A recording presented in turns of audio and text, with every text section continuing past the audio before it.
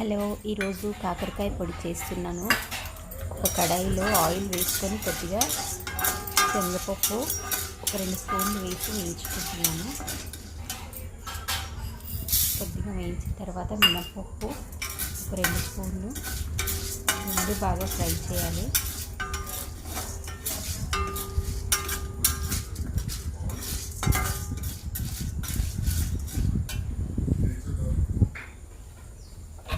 కొద్దిసేపు సిమ్ మీద పెట్టి స్టవ్ ఫ్రై చేసుకుందాము.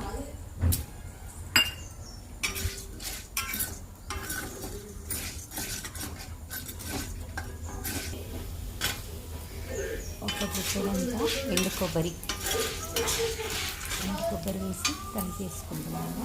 చాలా హెల్దీ రెసిపీ ఇది. కాకరకాయ పొడి అసలు చేదనేది ఉండదు. మనకు అసలు కాకరకాయ అనేది తెలియదు. చాలా టేస్టీగా ఉంటుంది. రైస్లోకి, చపాతీలోకి, దేంట్లోనూ బాగుంటుంది. ఇప్పుడంతా కరివేపాకు కూడా వేస్తున్నాను. ఇంకా ఎక్కువ కావాలన్నా కొంచెం వేసుకోవచ్చు. కరివేపాకు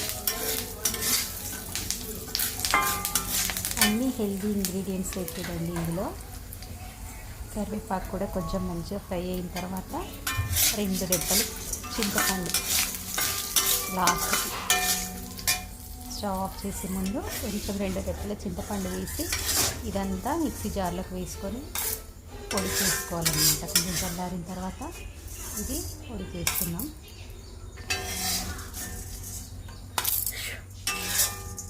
కరెంట్ పోయిందండి, వీడియో తీసుకుంటూ. ఇప్పుడు మళ్ళీ అదే కడాయిలో కొంచెం ఆయిల్ వేసుకొని ఆయిల్ వేడిన తర్వాత జీలకర్ర, ఆవాలు మన ఇష్టం, వేసుకుంటే వేసుకోవచ్చు, లేకుంటే లేదు. కొద్దిగా వేసుకొని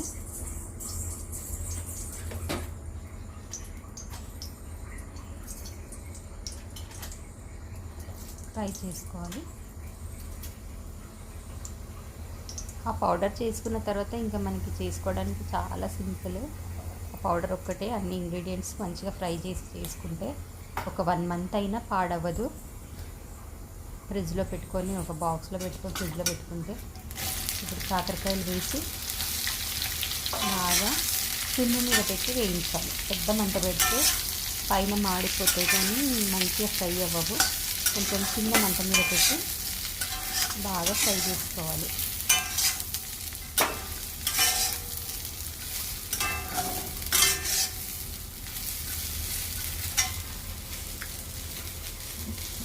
చాలా టేస్టీగా ఉంటుంది. మనం ఒక బాక్స్లో పెట్టి ఫ్రిడ్జ్లో పెట్టుకుంటే రెగ్యులర్గా వాడుకుంటే చాలా మంచిది. కొద్దిగా పసుపు వేస్తున్నాను.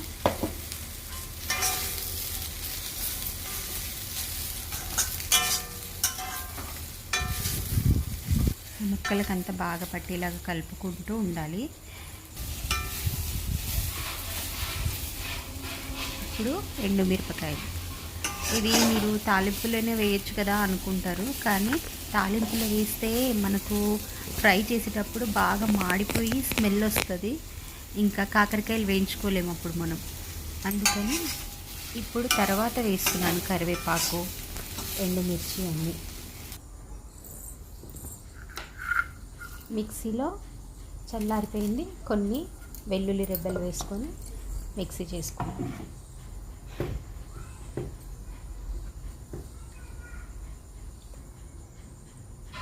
చూసారా పౌడర్ ఇట్లా వచ్చింది.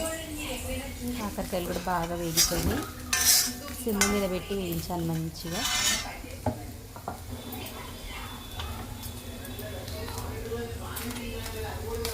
ఈ పౌడర్ మొత్తం ఇందులో వేసేసుకోవాలి.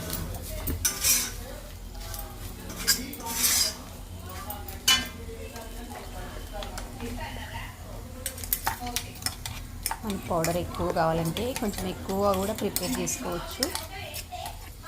అది కూడా చాలా హెల్తీయే కాబట్టి వేసుకొని కొద్దిసేపు కలుపుకోవాలి బాగా.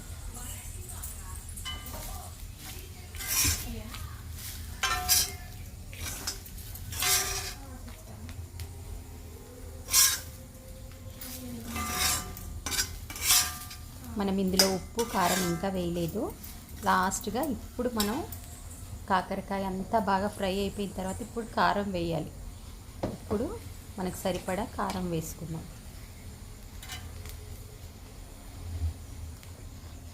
ముందుగానే కారం వేస్తే ఇంకా మనం కాకరకాయలు ఫ్రై చేసేటప్పుడు కారం మాడి స్మెల్ వస్తుంది కాబట్టి ఓన్లీ కాకరకాయలు మంచిగా ఫ్రై చేసుకొని ఇప్పుడు లాస్ట్లో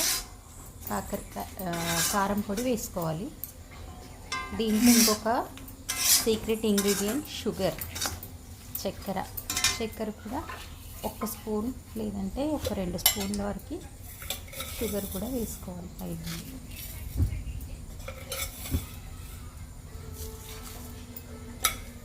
అంతే, ఇంకెక్కువసేపు మనం స్టవ్ మీద ఉంచొద్దు.